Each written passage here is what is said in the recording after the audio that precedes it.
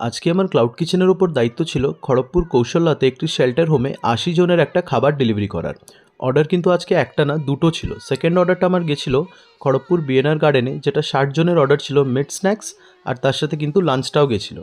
নমস্কার, আমার নাম অনিন্দ। আমি খড়গপুর শহরে একটা ক্লাউড কিচেনের কেটারিং সার্ভিস অপারেট করি।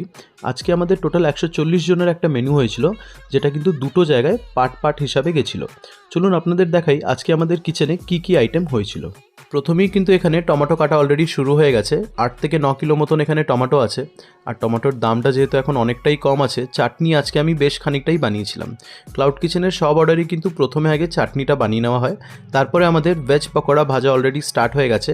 ৬০ জনের যে মেনুটা যাবে রেলওয়ে গার্ডেনে, সেখানে কিন্তু মিড স্ন্যাক্স 10:30 11টার দিকে ভেজ পকোড়া দেওয়ার কথা ছিল, সেটাই এখন অলরেডি ভাজা চলছে।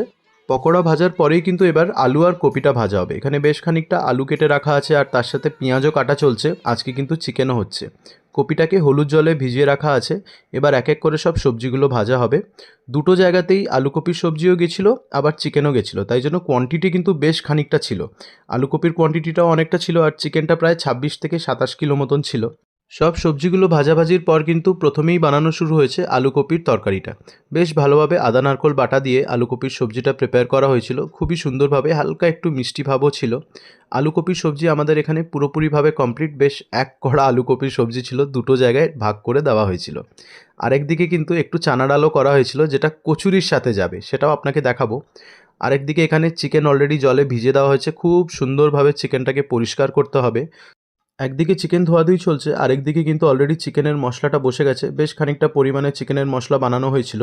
এখানে কিন্তু আদা রসুন বাটাকে খুব সুন্দরভাবে ভেজে নেওয়া হবে, তারপরে পেঁয়াজ ভাজা হবে, টমেটো দেওয়া হবে, খুব সুন্দরভাবে চিকেনটা প্রিপেয়ার করা হবে। চিকেনটা একটুখানি কষা কষা রাখা হয়েছিল, খুব বেশি গ্রেভি ছিল না। এবার আমাদের চিকেন এখানে প্রিপেয়ার হতে প্রায় ১ ঘন্টার কাছাকাছি লেগেছিল, যেহেতু বেশ খানিকটা চিকেন আমাদের খুব সুন্দরভাবে প্রিপেয়ার হয়ে গেছে। আর চিকেনটাকে পুরোপুরিভাবে ডিভাইড করা হয়েছিল। এক জায়গায় ৬০ জনের গেছিলো, আরেক জায়গায় ৮০ জনের গেছিলো। দুটো তিনটে কন্টেনারে চিকেনটাকে ভাগ করে দেওয়া হয়েছিল। এবার চলে আসছি রাইসের দিকে। আজকে কিন্তু দুটো রকমের রাইস হয়েছিল। ৮০ জনের হয়েছিল মটরশুঁটির পোলাও, খুবই লাইটভাবে বানানো হয়েছে, বেশি মশলাপাতি দেওয়া হয়নি। আর গোলমরিচের হালকা একটু ঝাল দেওয়া হয়েছিল, যেমন ইনস্ট্রাকশন ছিল ওইভাবেই বানানো হয়েছে। ৬০ জনের গেছিলো ভেজ ফ্রাইড রাইস, প্রপার বাঙালিয়ানা স্টাইলে বানানো হয়েছে, একটু মশলাপাতি দিয়ে খুব সুন্দরভাবে বানানো হয়েছিল। একদিকে আমাদের রাইস কমপ্লিট, আরেকদিকে কিন্তু কচুরির জন্য লেচি কাটা চলেছে। এখানে কড়াইশুঁটির কচুরি হয়েছিল। আর এটা হচ্ছে ৬০ জনের যে পিকনিকের অর্ডার ছিল, সেখানে গেছিলো, মানে রেলওয়ে গার্ডেনে। আর কচুরি দেওয়া হয়েছিল ১৮০ থেকে ২০০ খানা। কচুরি অনেকগুলো বেঁচেও গেছিলো সেখানে গিয়ে যখন দেখলাম। পাঁপড় এখানে ভাজা কমপ্লিট, আর এটার সাথেই খাওয়া দাওয়ার আইটেমগুলো সব বানানো হয়ে গেছে। ৬০ জনের যে মেনু ছিল, যেটা পিকনিক অর্ডার ছিল, সেটাতে গেছিলো কচুরি,